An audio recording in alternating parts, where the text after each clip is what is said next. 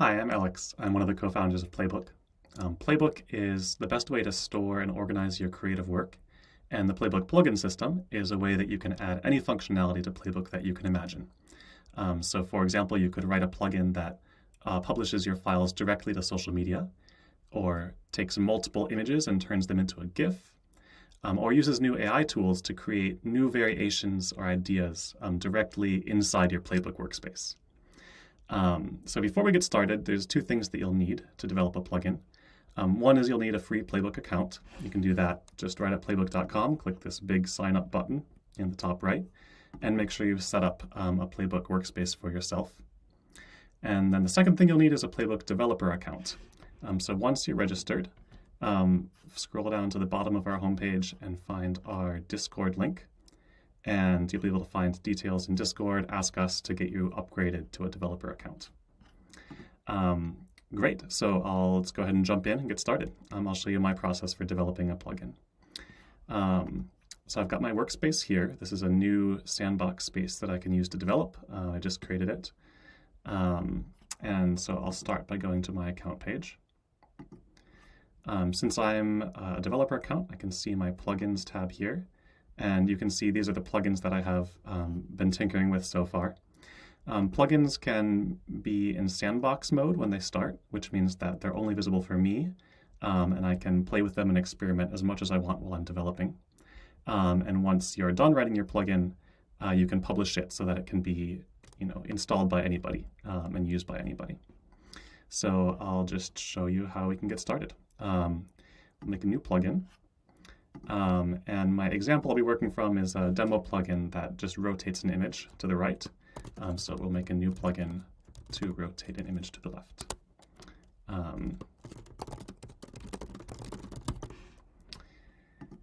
We can choose which file types we support. These are mostly extensions. So we'll support PNG and JPEG. We'll come back to the invocation URL. This is how the plugin actually gets called.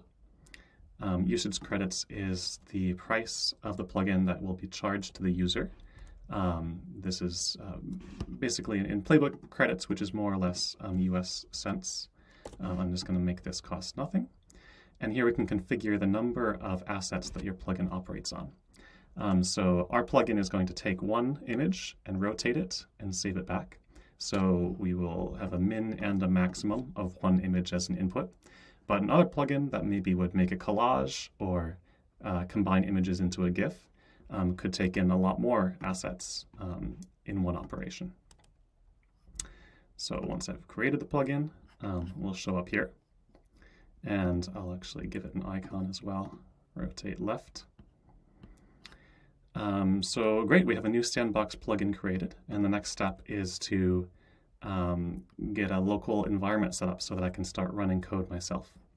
To do that, I'm going to start from this example repository. This is the Rotate Right plugin, and you can find the URL. We'll share this in the description. So I'm going to start by just getting this repository locally.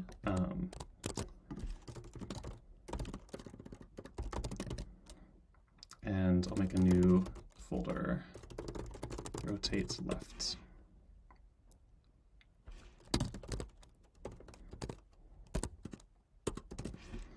And there's only a few files in here. It's not that complicated. I'll make a new. I'll open this in our editor as well. So you can see what we've got here is a bunch of files that allow us to run the plugin in various ways, and the plugin code itself is going to be in this file plugin.mjs. And if you skim through this, which we'll do in a minute, you'll be able to see all the functionality that this is doing to rotate images to the right. So the first thing that I'm going to try to do is just get this running, get this example running. So back in our repository, we'll run yarn to install the dependencies. If you don't have yarn installed, Google for that. It's just a dependency installer for Node. And then yarn dev starts up our development server.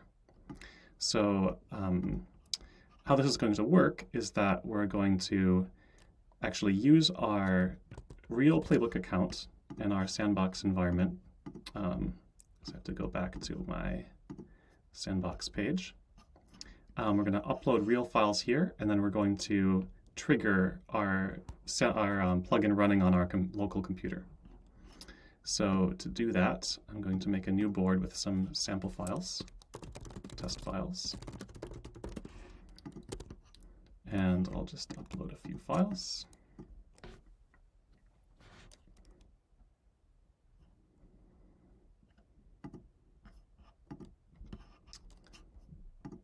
And go back to our account settings.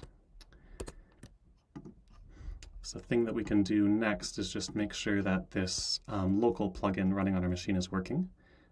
This started up a server listening on port 3000, so we can go to localhost 3000. And this just shows that the server is working. This isn't calling the plugin. But we can now try to call the plugin. And now we have this situation where the server is running locally, the plugin is running on my machine, but I want to call it directly from my workspace in Playbook. So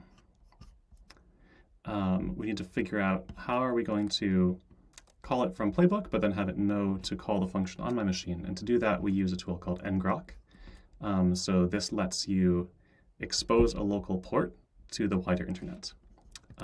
So install this if you haven't before, and then I'm just going to run this on the right. ngrok http 3000. There's instructions here as well. So what this has done is it has now made this new URL, some numbers.ngrok.app, and any requests to this URL will be forwarded to localhost 3000, which we know is our plugin server. So I'm going to copy this forwarding URL, go back to my plugin configuration, edit this, and change this to be the URL that the plugin calls when it's triggered. So we can save that. And now the plugin is configured correctly, so we just have to go back and try running it. To do that, I'll just grab one of these images. Oh, the plugin doesn't show up yet because I haven't actually installed it to our workspace. To do that, I can go to Apps. Even though the plugin, I'm going to pause here. There we go. Okay. Even though the plugin hasn't been published to the wider user, to everyone yet, because it's a sandbox plugin and because I'm its creator and this is my workspace, it shows up here. So I'll just click on rotate left and click install. So now anywhere inside this playbook, I'll be able to use the rotate left command. Go back here, click on this, and here it is, the rotate left command shows up. So what will happen when I click this is that it will call that URL that I just configured in the plugin settings, which will call my local machine, localhost 3000, and will call the sample plugin that I've got running. So we'll click this and see if it works. Rotate left, we see the plugin was triggered. If we come back to here, we should see that we got a new post request. And then if we look on the left, we'll see that the plugin did some logging statements, which came built in with the example code. And if we come back to the app, we'll see that the plugin has run. So here was the original image, and here's the new output from the plugin, which is the same file rotated to the right.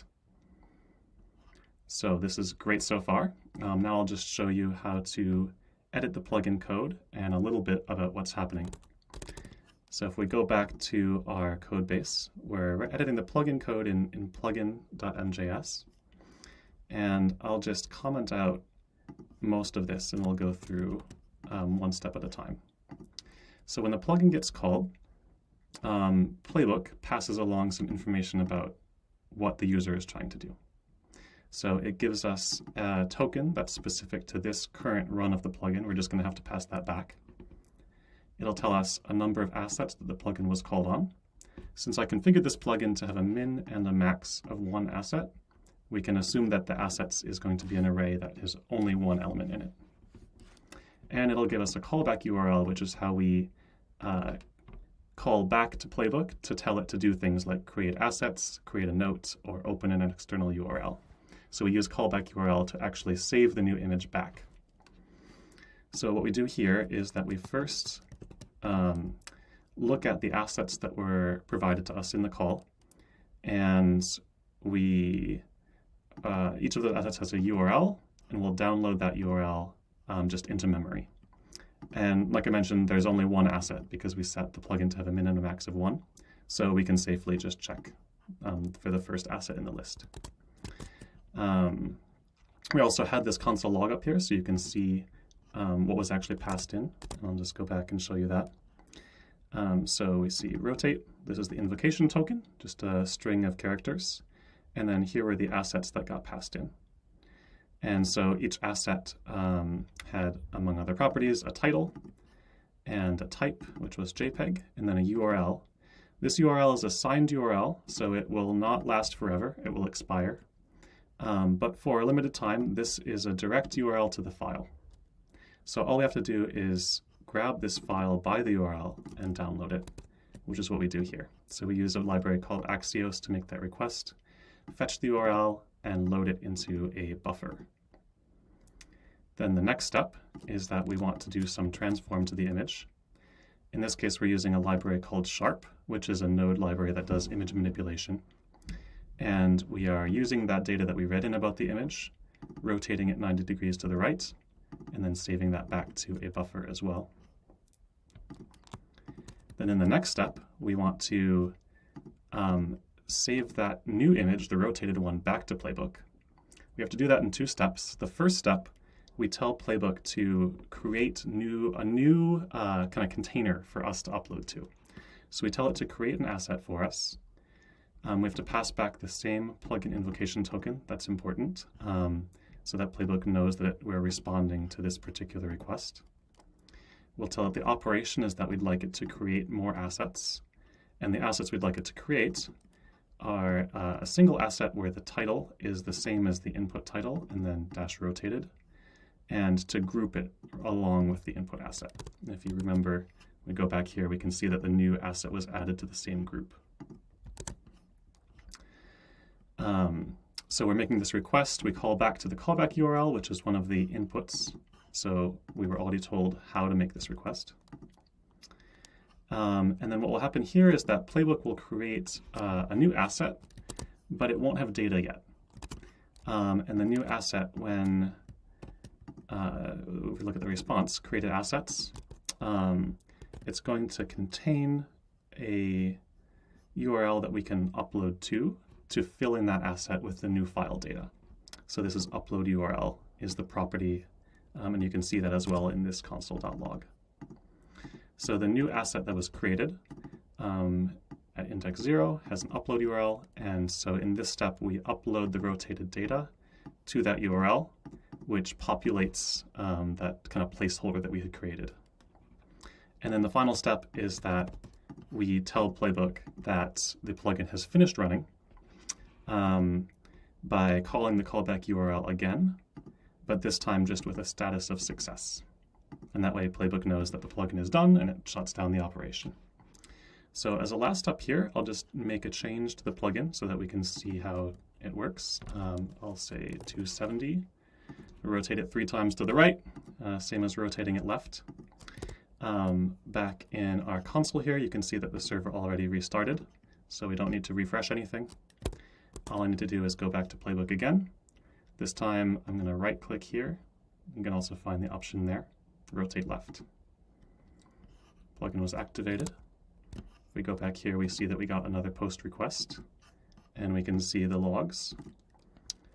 Go back to Playbook.